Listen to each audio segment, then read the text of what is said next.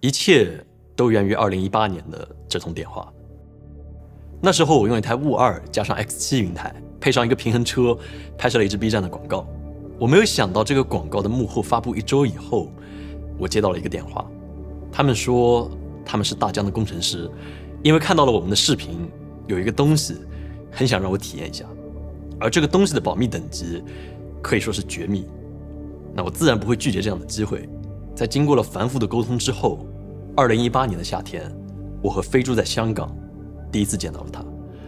我不是很确定你现在看到他的感受和心情是什么样的，但是在2018年，这样的一台设备彻底震撼了我。他对我的震撼绝对不亚于初代 iPhone 的发布。要知道那个时候，别说 4K 100帧，能实现 4K 60帧的设备都寥寥无几，没有 A7S3，没有 R5，没有 SEH， 甚至如影 S， 大疆的初代单手持稳定器也才刚刚上市1个月。它真的不像是那个时代的设备，一体化的集成了图传控制、4轴稳定以及超高的画质。所以说来有趣，当年2018年我们为 OPPO 拍摄的一支广告里，就已经有了它的素材。我还记得那个时候，我用了1天就立刻和大疆的工程师说，无论如何我都一定要买一台。然后他当时笑着和我说，再等一等就有了。于是这漫长的等待就开始了。影像行业真的变得好快，全画幅、6K、8K、双原生 ISO 这些东西都出现了，而如影 4D 这台设备就像是消失了一样，只存在江湖传言之中，我再也没有见过它。直到3年后的这个夏天，我又接到了电话。我再次叫上这位工程师大哥的时候，说的第一句话是，真好，你和我都还在各自的岗位上。很难想象一个产品的研发周期会长达5年，而这些可敬的工程师们也付出了5年的心血，交出了这份答卷。那位大哥回了我一句话，让我的印象真的好深好深。他说，创新是需要信念的。所以这期评测我真的百感交集。欢迎收看影视飓风有史以来时间跨度最长的一期评测，如影 4D。Somewhere in Tennessee, you're falling fast asleep, and I just crossed a state line. If only when I arrived, and you had learned how to fly, I know you'd be waiting.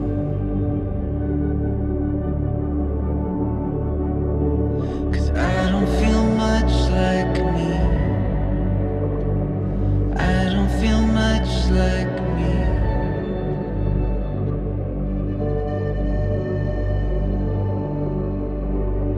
Whenever I'm away, even on my best day, you would make it better.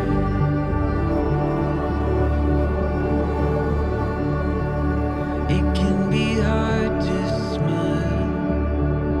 when you're further with every mile,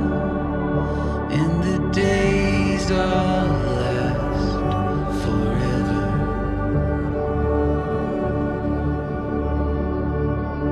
'Cause I don't feel much like me. I don't feel much like me without you. 通常的评测我都会先从摄影机的画质开始讲，但如影 4D 本质上是一个集成化的稳定系统，这也是它特殊的地方，所以我想先从它的机身说起。那实话说，在今天，如影 4D 绝对算不上是一个轻量化的摄影机，能和它比重量和体积的设备是像23 mini Pro 还有 Red 这样的大型摄影机。如果你习惯使用微单来拍摄，那它一定会需要你花一些时间去适应它，无论是重量还是握持方式都不一样。但是单单拿机身重量来比，对如影 4D 来说似乎也不是这么公平，毕竟它能够防抖。可能我们把各个摄影机的稳定器都装上之后，会更说明一些问题。那一个有意思的点是，一旦你的需求超过了像 A7S3 还有 R5 的参数和功能， 6K 60 ProRes RAW 内录，或者你要图传还有内置 ND 滤镜，你就会突然发现你的摄影机一下子就变大了。如果你想用它拍到稳定的画面，你需要付出的代价是非常夸张的。大概率你会用到的稳定器是Ring 2，它自身的重量是6.4公斤。而这些所谓的高画质设备通常也不具有自动对焦，这时候你不仅需要跟焦器，你还需要加上一个专门的焦点源。那因为焦点源需要看画面，你又需要加上一个图传，而图传又需要供电，你要加上更多的电池。当你加上更多的电池，这时候你的稳定器重量已经超过了10几公斤，你已经拿不动。于是你需要穿上鱼钩来分摊重量，为了消除上下的抖动，你又踩上了一辆平衡车。这就是画质的代价。而很多的剧组现在就是在用这套配置来拍摄相关的内容，每换一个镜头或者换一种拍法，都是长达10几分钟的准备时间。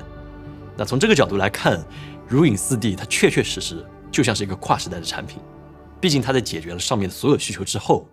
把整体的重量和体积压缩到了一台常规电影摄影机的大小。高亮的触摸屏、超强的图传、多功能的快拆手柄，甚至还有激光雷达，你看得出来，大疆几乎是把所有的技术储备全都放到了它的身上。而这些技术里，让我最为震撼的是藏在如影 4D 这个按钮里面的功能。当你按下它，它将带你进入另外一个世界。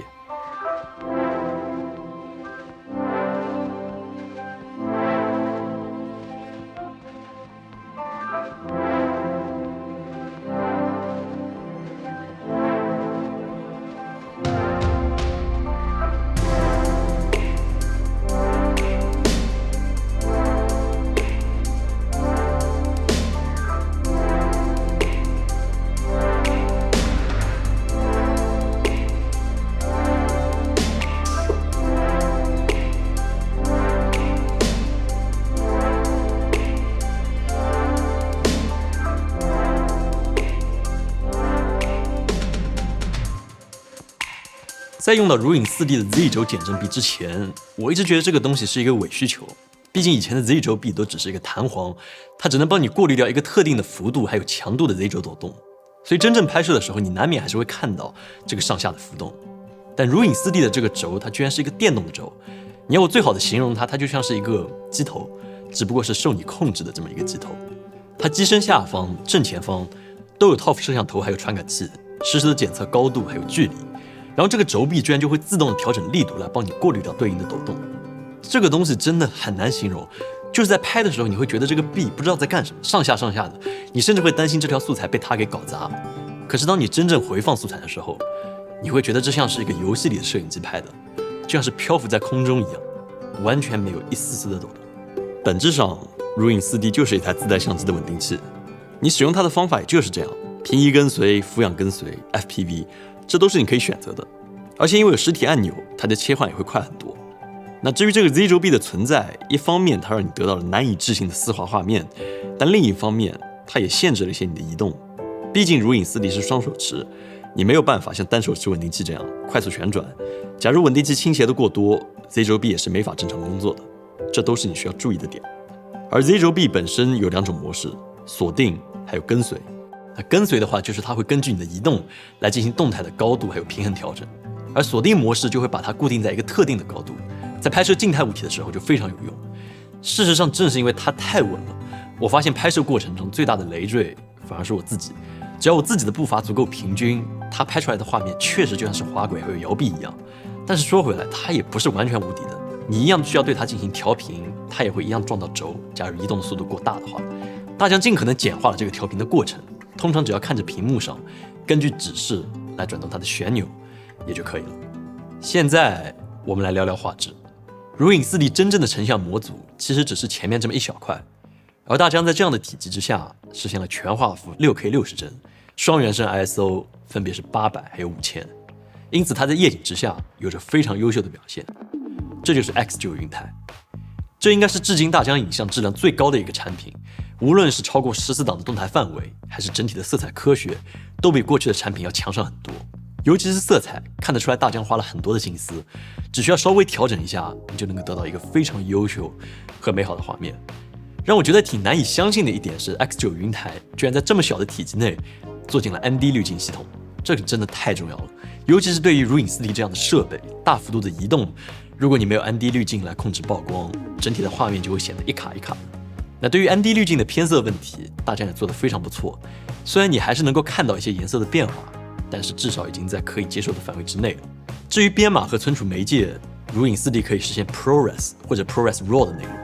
那虽说我对 ProRes RAW 真的没有什么好感，毕竟只有苹果的生态系统才能完美的支持它，无论是 Premiere 还是达芬奇都没有支持，或者是支持的不好。但好歹它也是个 RAW，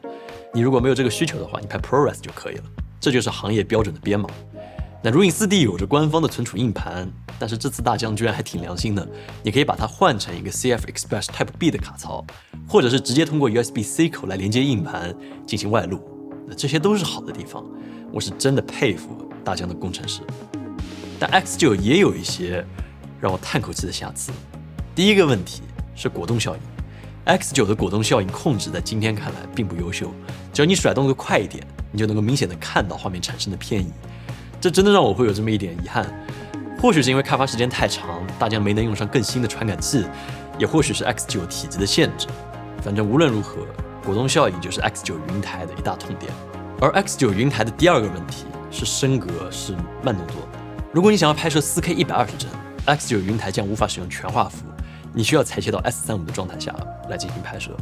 那虽说画质仍然非常的优秀，但也许是因为 HS3 还有 R5 的横空出世，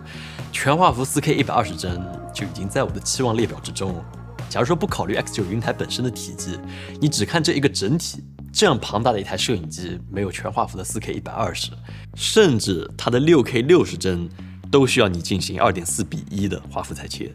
多多少少还是会让我有这么一点遗憾的感觉。而最后的一个问题，也不能说是问题，但至少是肯定要注意的一个地方，就是 X9 云台的卡口是大疆的 DL 卡口，而大疆的 DL 卡口的镜头真的是寥寥无几，是用手指都数得过来，光学素质它也说不上优秀。比如这些画面都是 DL 口的大疆官方镜头拍摄的，鬼影、边缘柔化，这都是你看得到的问题。但好消息是这个卡口有着超短的法兰距，这意味着你能把它转换成各种别的卡口，那比如索尼 E 卡口。我不知道大疆是怎么做到的，但是他们就做到了。令我惊呆的一点就是如影 4D 居然能和索尼 E 卡口的镜头通信，也就是说你能像原生镜头一样来使用所有索尼的镜头，自动对焦、光圈控制这些都有。这一下子就展开了如影 4D 可用的镜头群， E 卡口的镜头基本上能够涵盖你所有的应用场景。但我很遗憾，我这里还是得加上这么一个但是。虽说卡口的问题被解决了， X9 云台双电机的俯仰轴力量也是大到手都难以搬动，但是它的轴距却成了一个很大的坎。大疆虽然做了官方的配重块，可是你能够用的镜头还是非常受限的。在我们测试之中，适马的35毫米 f1.2 已经基本上到了如影 4D 的极限，比这个更大的镜头都需要更复杂的调频方案。我其实很期望大疆官方能够再出一套适配 X9 云台的 DL 卡口镜头，假如能够做到不同焦段的重量还有体积基本近似的话，那你就不需要做任何调频了。至少目前的话，使用 X9 云台，我最大的痛点不是画质，不是别的，就是有的镜头你装不上去，装上去的镜头你又需要换一个再来调一次频。即便大疆已经把调频做得非常简单了，只需要前后移动一下就可以，我也知道任何别的稳定器都需要调频，但或许是我对如影 4D 想要的太多，我还是希望这个步骤也能够被优化掉。其实这期评测，我想你会觉得我的整体调调都有这么一点低，甚至有这么一点悲观的感觉。但怎么说，因为我太了解这台设备了，我也太喜欢了，所以我才会清楚它的每一个痛点。那确实它不是完美的，它有着它的问题，但是它也能够拍到别的摄影机几乎不可能单人实现的画面。当我拍到我意料之外的精彩镜头的时候，我整个人都会沸腾起来，就像是实现马斯洛这个第5层的需求自我实现的那种感觉。这是今年我在澳门测试它的时候拍的，我不知道，可能不明显，但是当我追着那个大爷拍的时候，看着监视器的画面，我就哭了。我平时贼淡定的一个人，尤其是这么多年用了各种各样的设备，我有好久没有这种彻底融入的感觉了。但那天晚上，我忘了35度的气温，我忘了街上人的眼神，我忘了小鱼还在我背后跟着跑，虽然把老婆给忘了该打，但是真的，这就是使用如影 4D 带给我真实的感受。要知道这些画面都只是我一个人拿着它在街头拍到的。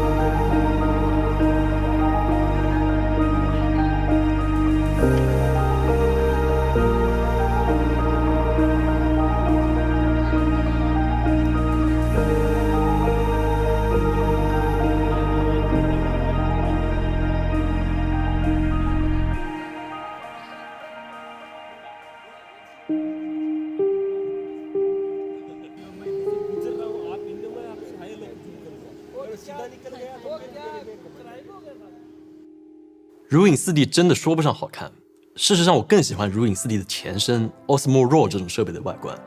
我不知道你怎么看，但 Osmo Raw 其实我也用过很久，它最大的问题其实就是它的外观。它是看起来很好用的一个设备，但等到你真的拿起来用一回，你的手腕就会像碎掉一样，因为它的重心真的太偏了。如影 4D 恰好是反过来的一个东西，它看着很奇怪，可是如果你把手柄都装上了，再拿起来一试，你又会觉得它还是挺合理的。电池选用的是 TB50， 也就是大疆52的电池。那听说没有采用 Vico， 是因为 Z9B 需要高电压来驱动，那会有一些麻烦，但至少可以理解。那至于别的地方，无论是上手提的重心位置，还是侧手柄的贴合度，这都没得说。尤其是这个侧手柄，我觉得它最好的设计是这个转轴系统，按一下就能快速调整角度，改变机身的握持方式。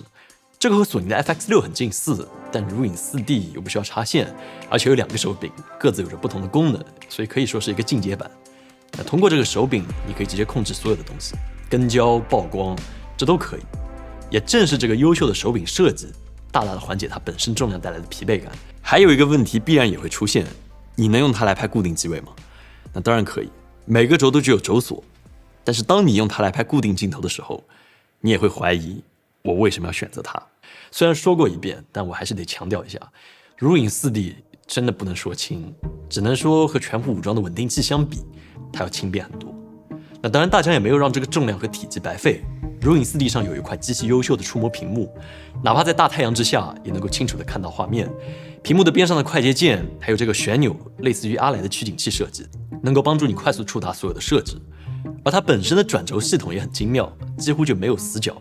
至于整个系统的菜单设计的也可以说是行业顶尖，甚至可以和我心中排名第1的菜单系统 BMD 的 UI 比上一比，整体响应非常迅速，也很直观。那除了菜单，还有一个能够让我赞不绝口的功能，其实是如影 4D 的图传。可以说因为这个机身一体化的设计理念，如影 4D 的图传模块已经超越了传统图传这个概念。它可以直接快速和官方的监看屏幕配对，并且提供 1080p 60帧的数据流。这个图传的稳定性远超我的想象，哪怕是跑出去上百米远或者经过障碍物，我也几乎没有遇到过卡顿的情况。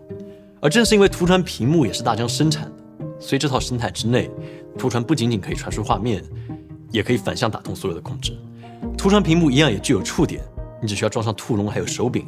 你就有了一套可以远程控制所有东西的解决方案。这在几年以前是根本没有办法想象的。如果你想做得更绝一点，如影 4D 甚至可以配对2个图传屏幕，一个接到大师摇轮之上，一个接到他们为了如影 4D 开发的新款跟焦器之上。只需要3个人，你就可以得到一个过去剧组才能够实现的复杂配置。这对于成本的缩减是难以想象的。过去一个大摇臂加一个如影2，就需要4-5个人才能伺候，再加一点别的设备，你就需要更多的人。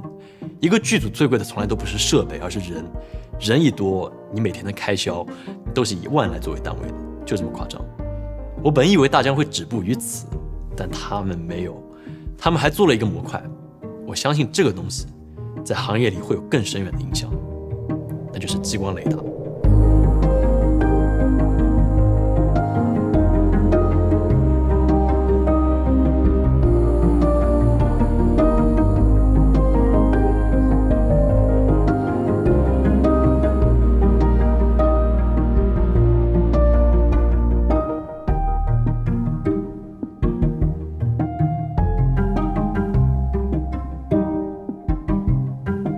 刚才你看到的所有画面都是由激光雷达自动跟焦和跟随实现的，这意味着只要理想环境之下，你基本上只需要1个人就能拍到过去1组人才能够实现的画面。只要没有太大的遮挡，当你用手在屏幕上画上跟踪框之后，这套系统就会牢牢锁住你的拍摄目标。大疆在激光雷达领域布局多年，这可能是最能体现他们成果的场景了。因为雷达的分辨率已经足够高，大疆做出了一套我从未见过的深度图系统。第一眼看上去你基本就是懵的，但是画面里的东西一旦开始前后移动，你就会慢慢意识到，这其实是激光雷达反射回来的一个图像。你看到的画面是类似于一台无人机从上往下俯瞰的画面。那这个图有什么用呢？很简单，它能够以最直观的方式告诉你你的焦平面在哪个范围。手动对焦的情况下，你能够100%的确定你的焦点的位置，而且每次都能。那当然，既然焦平面都能测出来，基于激光雷达的自动对焦也就少不了了。